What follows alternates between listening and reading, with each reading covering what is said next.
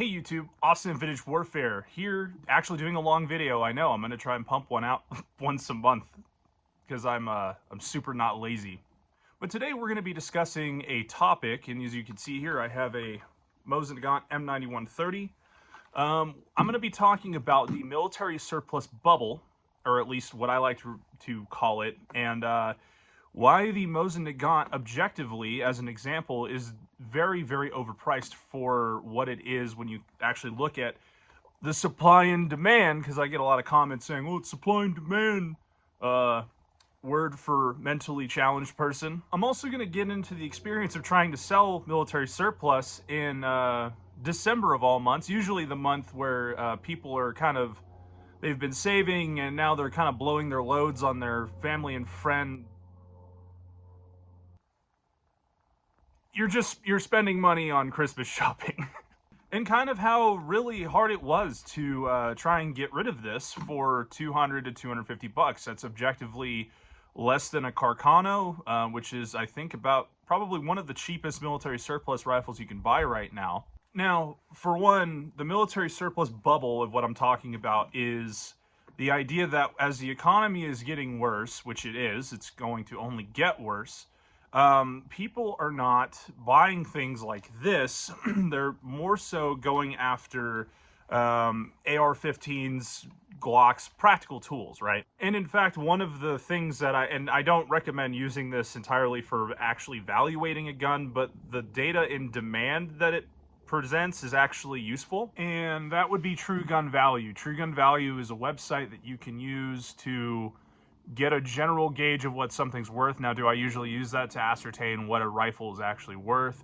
No, because there are a lot of details that add or take away from the value of a military surplus rifle. And the data that was on True Gun Value does actually track whether or not something is in more demand for the year, less in demand for the year. And so I entered in M1 Garand, Lee Enfield, K98, Mosin Nagant, and all of them are showing a downtrend in demand right now by a number of however many units. I don't know how accurate the units count is, but when you look up like Glock pistols and AR-15s, well, the demand for those has gone up quite a bit.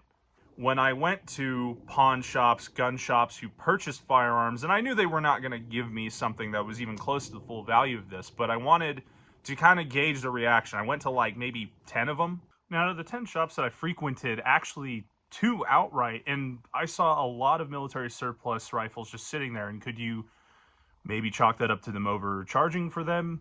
Yeah, probably, but I mean, so 2 of them outright said, we're not buying any military surplus because there's no clientele for it, and people really only want AR-15s, AKMs, things along those lines. The point of me saying all that is basically to say that the demand for military surplus is not maybe what you think, especially some of you guys that are collectors that maybe watch this channel.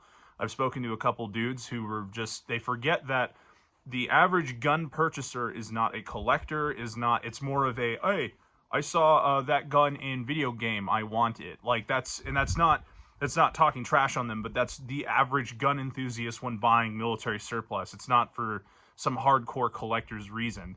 And the demand for something that they're going to look at as obsolete or not really useful, you know, it makes sense. Now, let's get into the supply part of it. So we're going to take the Mosin Nagant and why I think that it is the most overpriced military surplus rifle right now.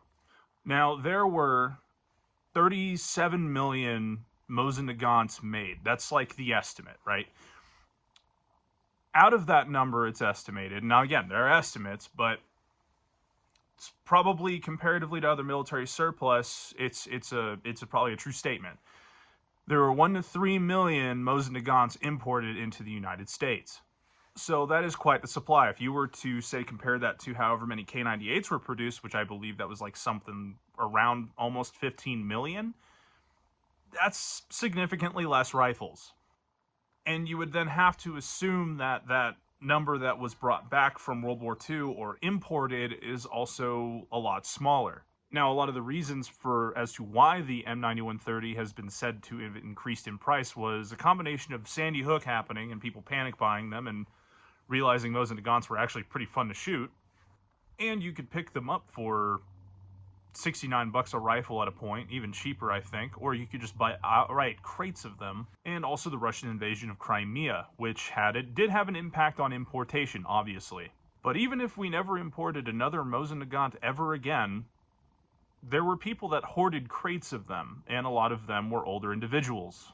As those people die off and it's found at their estate sale that they have like 50 Mosin Nagants, those will be made available again. So no, the supply isn't, yeah, are there some Mosin Nagants being destroyed in buybacks? Probably, yes.